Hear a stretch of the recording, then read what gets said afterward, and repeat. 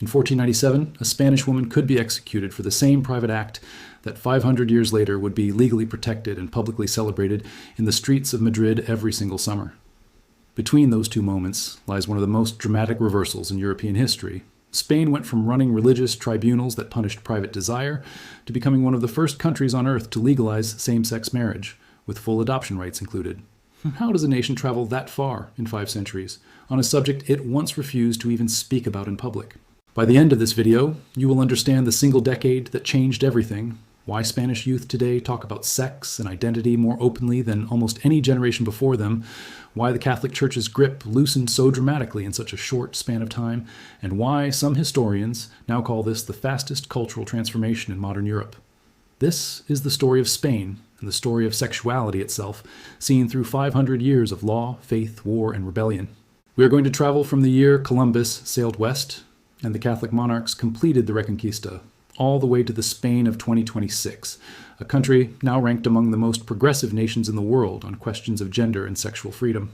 Along the way, we will see how the Spanish Inquisition policed the bedroom as carefully as it policed belief, how Napoleon's invasion cracked open old religious certainties, how a brutal civil war and a 40-year dictatorship tried to freeze the clock and drag the country backward, and how a single generation, born into censorship and silence, went on to build one of the most sexually open societies anywhere in Europe. This is not simply a history of laws passed in Parliament. It is a history of what ordinary people were allowed to want, allowed to love, and allowed to say out loud without fear of prison or worse. Understanding it tells us something much larger about how quickly a closed, authoritarian society can change once the pressure finally breaks, and about what usually has to happen first before that kind of change becomes possible. It also raises a question worth keeping in the back of your mind throughout this video. If Spain could move this far, this fast, what does that suggest about the limits, or the lack of limits, on cultural change anywhere else in the world? To understand Spanish sexuality, we have to start with 1492 itself, the year that quietly defines this entire story. It was the year Granada fell, ending nearly 8 centuries of Muslim rule across the Iberian Peninsula, and the year Ferdinand and Isabella, the Catholic monarchs, finally unified Spain under a single crown and a single faith. That unification came at a price. Religious orthodoxy became the organizing principle of the entire state, and sexuality, like almost everything else in daily life, was folded into that larger project of control and conformity. Under the moral codes of the era, sex outside marriage was treated as a sin against God and simultaneously a crime against the crown.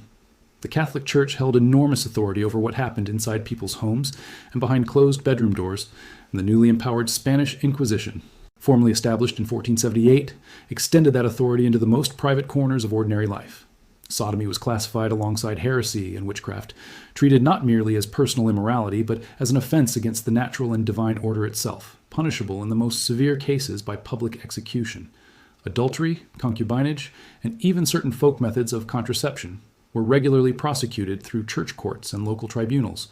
Women's sexuality, meanwhile, was governed almost entirely through the concept of family honor. A woman's perceived purity was treated less as her own personal matter and more as property belonging to her father before marriage and her husband afterward. And its loss, real or merely rumored, could destroy an entire family's social standing for a generation. Yet daily life on the ground was considerably more complicated than the official law suggested. Historians have found that licensed prostitution was widely tolerated, even formally regulated, in brothels across major Spanish cities, seen by authorities as a necessary outlet that protected the honor of respectable women by channeling male desire safely elsewhere. Popular festivals, especially the raucous celebrations around Carnival, allowed for temporary sanctioned inversions of ordinary sexual norms, brief windows of licensed chaos before society snapped back to strict religious order. Spain's long Muslim and Jewish past had also left behind more fluid cultural traditions around love poetry, romantic desire, and the human body, traditions the new Catholic state worked hard to erase from official public memory, even as fragments of them lingered quietly in private culture, folk songs, and regional customs for generations afterward. This tension between an official code demanding extreme control and an unofficial reality full of negotiation, tolerance, and quiet contradiction would go on to define Spanish sexuality for the next 300 years. Marriage itself in this era was rarely about romantic love in the way we understand it today. It was a legal and economic contract between families, arranged to preserve land, wealth, and social standing, with the Church acting as the final authority validating every union. Noble families in particular treated marriage as diplomacy, while poorer households often could not even afford the fees the church charged to formalize a wedding, leading many couples to live together informally, a quiet reality the historical record shows was far more common than official doctrine ever acknowledged.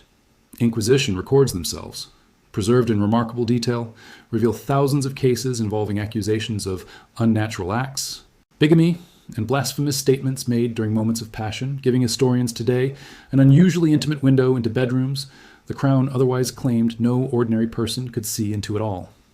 The first real crack in this rigid system came from outside Spain's own borders entirely. In 1808, Napoleon's armies invaded the Iberian Peninsula, and along with French soldiers came French Enlightenment ideas, reason over dogma, and the earliest beginnings of a secular legal code separate from church authority. Although Napoleon's rule in Spain was brief and violently resisted by ordinary Spaniards, it planted a lasting seed. Spanish liberals, especially those who drafted the famous Constitution of Cádiz in 1812, began arguing openly that the state, rather than the church, should regulate marriage, family life, and civil matters going forward. Throughout the 19th century, Spain swung back and forth repeatedly between liberal reform and conservative religious restoration, and sexuality became a genuine battlefield within that larger, ongoing national war. Liberal governments periodically tried to introduce civil marriage and reduce the church's direct legal control over private life, while conservative and monarchist restorations just as often rolled much of that progress back again. The Spanish Inquisition itself was finally and formally abolished in 1834, ending 3.5 centuries of religious tribunals, a deeply symbolic turning point even though broader social control over sexuality certainly did not disappear along with it. The early 20th century then brought Spain's most radical break yet, the Second Republic, proudly declared in 1931. For a few extraordinary electric years, Spain experimented with some of the most progressive social laws found anywhere in Europe at the time. Civil marriage was firmly established, divorce was fully legalized in 1932, and there was genuinely open public debate, led by doctors, educators, and reformers, about contraception, modern sex education, and even the decriminalization of homosexuality. It was a real cultural turning point, a brief glimpse of a modern, secular Spain decades ahead of where the rest of the country actually stood. But tragically, it lasted only 5 short years. The Spanish Civil War broke out in 1936, and when General Francisco Franco's nationalist forces ultimately won in 1939, that entire progressive experiment was violently and completely reversed almost overnight. It is worth pausing on just how sudden that reversal really was. Women who had voted for the first time, studied at university, and openly discussed contraception in 1934 found themselves, only 5 years later, stripped of nearly all of those same rights under the new regime. Teachers, doctors, and writers associated with the Republic's reforms were purged, imprisoned, or forced into exile, and an entire progressive vocabulary around sex and the body was effectively erased from public life for close to 4 decades. It is a striking reminder that legal progress, however real, is never automatically permanent. A lesson Spain's own more recent history would eventually echo again in smaller ways. Franco's dictatorship, which lasted from 1939 all the way until his death in 1975, imposed an extremely rigid version of Catholic morality as official state doctrine. Divorce was abolished entirely. Contraception, along with any public advertisement of it, was made illegal. Homosexuality was criminalized outright under harsh laws like the 1954 Vagrancy Act, and later the notorious 1970 Law on Social Dangerousness, which allowed the state to imprison people simply for being perceived, rightly or wrongly, as gay. Women needed a husband's or a father's explicit legal permission for basic financial and personal decisions well into full adulthood. Public censorship tightly controlled films, books, magazines, and even permissible swimwear on public beaches. But underneath this official deep freeze, Spanish society was quietly and steadily changing anyway. From the 1960s onward, mass tourism became an unlikely but powerful engine of transformation. Millions of foreign visitors began arriving on Spain's sunny Mediterranean coasts for cheap holidays, bringing with them different clothing styles, more relaxed attitudes toward premarital sex, and different ideas entirely about dating and relationships. The Franco government desperately needed the resulting tourist income, so it tolerated, however uneasily and inconsistently, a kind of controlled exposure to outside foreign values in coastal resort towns, even while still maintaining strict traditional laws further inland. Education and rapid urbanization mattered enormously as well. As Spain industrialized through the 1960s, young people increasingly left small, tightly supervised villages for anonymous city life, where direct church surveillance over daily behavior was noticeably weaker. Radio, and soon afterward television, began carrying foreign music, foreign films, and foreign fashion trends directly into Spanish living rooms, despite official censorship attempts. A clear generational gap opened up.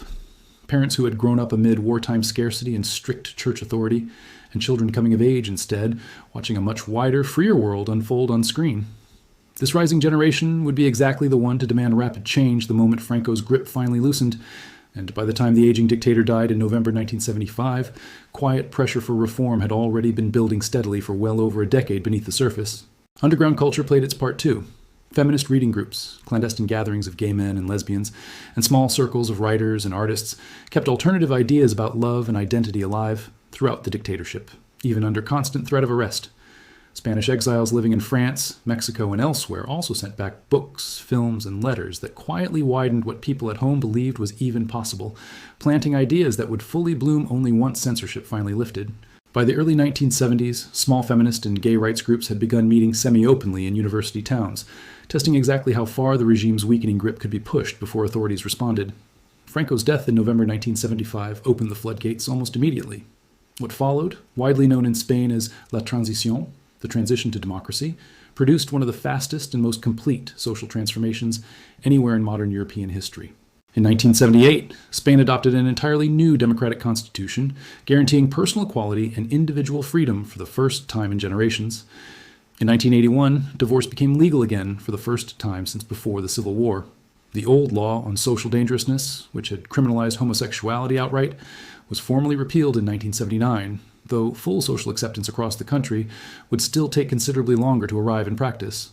The 1980s then brought what became famously known as La Movida, a genuine cultural explosion centered in Madrid and spreading to other major cities, mixing punk music, all-night nightlife, drag performance, and openly celebrated sexuality in a way that would have been unthinkable just 5 years earlier.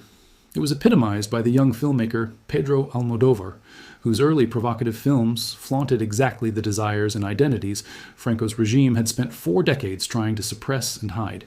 This was Spain publicly, almost joyfully, working through decades of accumulated repression essentially all at once, in the open, on camera. Then came the landmark legal moment that made headlines around the entire world. In 2005, Spain's parliament passed a historic law making it only the third country on earth to legalize same-sex marriage, with full adoption rights included right from the start, a genuinely bolder step than many wealthier nations that only legalized marriage decades later were initially willing to take. Public opinion, which had shifted dramatically within a single generation, firmly backed the change. Polling at the time showed a clear national majority of Spaniards in favor, a stunning contrast to the very same country that had imprisoned people simply for being gay only 3 decades earlier. Economically and culturally, Spain rebranded itself almost overnight. Madrid's annual Pride celebrations grew into some of the largest and most celebrated in all of Europe. And LGBT-focused tourism became a genuine, actively courted economic sector for the Spanish government and local businesses alike. The 2005 law also survived a serious political challenge. Conservative opponents took the measure to Spain's constitutional court, arguing it violated the traditional definition of marriage, and for years the law's future was not entirely certain. In 2012, the court finally upheld it as fully constitutional, closing the legal debate for good and cementing marriage equality as a permanent, settled part of Spanish law rather than a temporary political experiment that could be easily reversed by a future government. Fast forward to Spain today, and the transformation looks even more complete than it did in 2005. Spain now regularly ranks among the most LGBT-friendly countries anywhere in the world in major international surveys, and its constitutional and legal framework is frequently cited by advocates elsewhere as a working model to follow. In 2023, Spain passed its so-called trans law, significantly simplifying legal gender recognition procedures and expanding related protections, placing the country among the more progressive nations globally on gender identity rights, even though the law itself remained politically contested and divisive within Spain's own parliament. Social media and streaming platforms have accelerated generational change even further and faster than tourism ever did. Spanish youth today grow up with far more open, immediate access to information about sexuality, gender, and relationships than any previous generation ever had, through platforms and apps that simply did not exist even 15 years earlier. Comprehensive sex education has expanded meaningfully in many Spanish regions, though it still varies quite significantly depending on local politics and exactly which party currently controls a given region's government. At the same time, Spain has been actively grappling with newer, harder conversations. Consent law reform, most notably the widely discussed Only Yes Means Yes law passed in 2022 after several high-profile sexual assault cases sparked genuine national outrage, meaningfully reshaping how the legal system now defines consent itself, Dating apps have completely reshaped how young Spaniards meet romantic partners, echoing broader global trends, but layered onto a culture still actively processing its own recent authoritarian past. Immigration has also added entirely new cultural currents into the mix, and public debates now increasingly include how newer immigrant communities navigate Spain's now liberal legal framework, alongside their own distinct traditions. Spain, in other words, is no longer simply reacting defensively to its Catholic authoritarian past. It is now actively helping shape global conversations about gender and sexuality in the present moment. Regional differences remain visible within the country itself. Cities like Madrid and Barcelona host massive, internationally famous pride festivals, drawing hundreds of thousands of visitors each year, while smaller towns in more conservative regions often move at a noticeably slower cultural pace. Surveys consistently show younger Spaniards, across nearly every region, expressing far more liberal attitudes toward premarital sex, same-sex relationships, and gender identity than their grandparents ever did, a generational gap that researchers describe as one of the widest recorded anywhere in Western Europe. National surveys conducted in the 2020s have repeatedly found large majorities of Spaniards under 30 expressing support for same-sex marriage, transgender rights, and open discussion of sexuality in schools, numbers that stand in sharp contrast to the far more divided opinions found among Spaniards who came of age under Franco. So where exactly is Spain heading next? Demographers and sociologists consistently point to a country still actively negotiating the tension between its remarkably rapid legal progress and stubborn pockets of persistent social conservatism, particularly in rural areas and among older generations who directly lived through Franco's long rule. Political polarization has also brought a vocal, well-organized backlash in recent years, with certain parties now campaigning explicitly against LGBT and gender identity protections, strongly suggesting the progress of the last 50 years is not automatically guaranteed to continue forward in a perfectly straight line. Experts also consistently point to falling birth rates and rapidly changing family structures as long-term forces that will keep reshaping Spanish attitudes toward marriage, parenthood, and sexuality regardless of any single new law passed in Madrid. Spain's relationship with the Catholic Church, once the absolute unquestioned center of all sexual morality, continues to steadily weaken among younger generations especially, with church attendance dropping sharply year after year, even as the institution still holds meaningful symbolic and political influence in certain more conservative regions. The opportunities ahead are genuinely significant. Continued international leadership on LGBT and reproductive rights, a thriving tourism and cultural economy that directly benefits from Spain's progressive global image and reputation, and a young population more comfortable openly discussing sexuality than any generation in the nation's entire recorded history. But the challenges are just as real. A growing political divide over gender and identity issues that shows no signs of resolving soon, ongoing debates over precisely how far consent and reproductive laws should extend, and the persistent, unresolved question of whether rural and urban Spain will simply keep drifting further and further apart on these very same issues in the years ahead. Some analysts also point to Spain's growing role as a policy reference point for neighboring countries in Latin America, where shared language and cultural ties mean Spanish legal reforms are often studied closely by lawmakers abroad. If that pattern continues, Spain's next 50 years may be defined less by internal legal battles and more by its influence as an exported model, even as it continues quietly resolving its own unfinished domestic debates about identity, family, and belief. Look at the extraordinary arc we just traveled together. In 1497, private desire alone could get you killed by a religious tribunal. In 1975, it could still get you imprisoned by the modern state. And in 2026, that same private desire can get you married with full legal recognition and protection in that very same country. That is not a small shift. It is one of the fastest and most complete reversals of sexual morality that any nation has undergone in modern recorded history, compressed largely into the final 50 years of a much longer 500-year story. What makes Spain's particular case so genuinely striking is the sheer speed of it all. Other countries that changed just as dramatically usually took far longer to get there.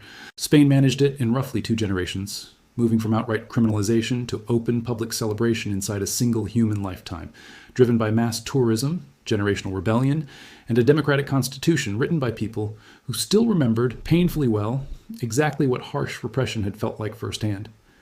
And perhaps the most surprising takeaway is this: the very same institutions once used to enforce total control, the law, the Constitution, the state itself, became, within a single lifetime, the tools used to guarantee freedom instead. The instrument itself never really changed at all, only the values guiding it did. So here's the question, genuinely worth sitting with after everything we have covered today. Do you think this remarkable transformation improved Spanish society overall, or did it also create entirely new challenges the country is still actively working through even today, from political backlash to unresolved regional divides? Whichever side you land on, the history you just watched is proof that even the most rigid societies are never permanently fixed. Share your honest, genuine opinion in the comments below, and let us know which part of this story surprised you the most.